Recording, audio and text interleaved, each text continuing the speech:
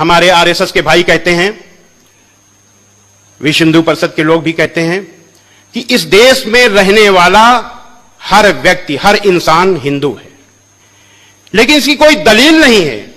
यह भी अटकलबाजी है, मनमानी अटकलबाजी है, जो चाहा सो बोल दिया। क्या दलील है इसकी भाई कि इस देश में रहने वाला हर व्यक्ति हिंदू है? लेकिन इस बात की दलील है कि एक ईश्वर की पूजा करने वाला हर हिंदू मुसलमान है। इस्लाम की बुनियाद है ला इलाहा इल्लल्लाह, परमेश्वर के सिवा कोई पूज्य नहीं है। और यही बुनियाद सनातन वैदिक धर्म की है।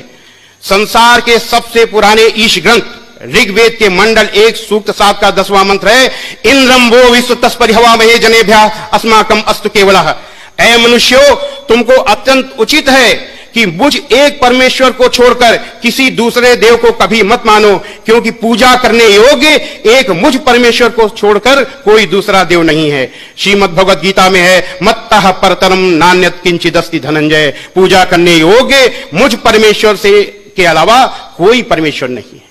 इस्लाम गुस्सा करने का मजहब नहीं है, इस्लाम लड़ाई करने का मजहब नहीं है, इस्लाम जबरदस्ती करने का मजहब नहीं है, इस्लाम बदला लेने का मजहब नहीं है। इस्लाम शांति का मजहब है, दया का मजहब है, माफी का मजहब है। इस्लाम दिल जीतने का मजहब है। इस देश में जिसने अहिंसा को पकड़ा वो जीत गया।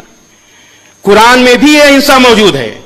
अहिंसा का मतलब मन वचन कर्म से अहिंसा, नॉन वायलेंस। मन वचन कर्म से अहिंसा का मतलब है कि किसी को किसी भी तरीके का कष्ट पहुंचाने के लिए सोचो भी नहीं, ये मन से है। कोई ऐसी बात मुंह से बोलो नहीं कि उसको कष्ट पहुंचे, ये वचन से है। और कर्म से कोई ऐसा काम न करो जिससे उसको कोई कष्ट पहुंचे, ये मनसा वाचा कर्मणा अहिंसा है। और ये मनसा वाचा कर्मणा अहिंसा कुरान मजीद में मौजूद है।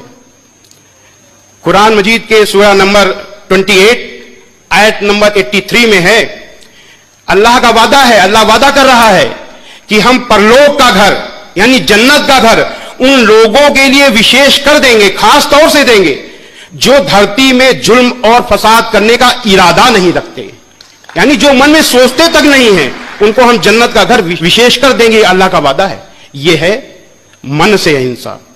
वचन से कुरान मजीद के सूरा नंबर 41 आयत नंबर 34 में दिया हुआ है, भलाई और बुराई बराबर नहीं हो सकती, तो लोगों की सख्त बातों का ऐसे तरीके से जवाब दो जो बहुत अच्छा हो। ऐसा करने से तुम देखोगे कि जिसमें और तुम में पहले दुश्मनी थी, अब वो तुम्हारा गहरा दोस्त है।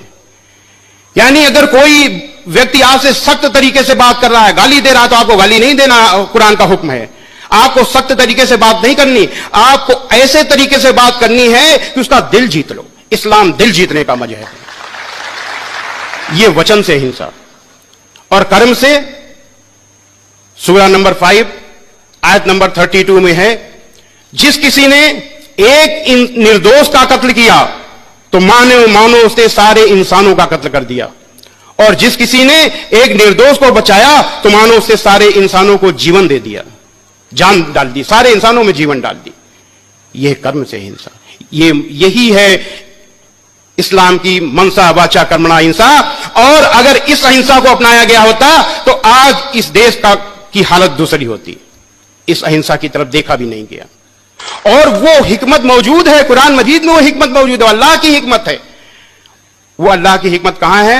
सूरा नंबर 3 आयत नंबर 64 में है कि आओ एक ऐसी बात की ओर जो हमारे और तुम्हारे बीच समान है कि हम परमेश्वर के सिवा, ईश्वर के सिवा किसी की बंदगी न करें। यह अल्लाह की हुकूमत है। इस प्लेटफॉर्म को अगर पकड़ा गया होता तो हम कामयाब, कब का कामयाब हो चुके होते हैं, लेकिन हमने इसको नहीं पकड़ा।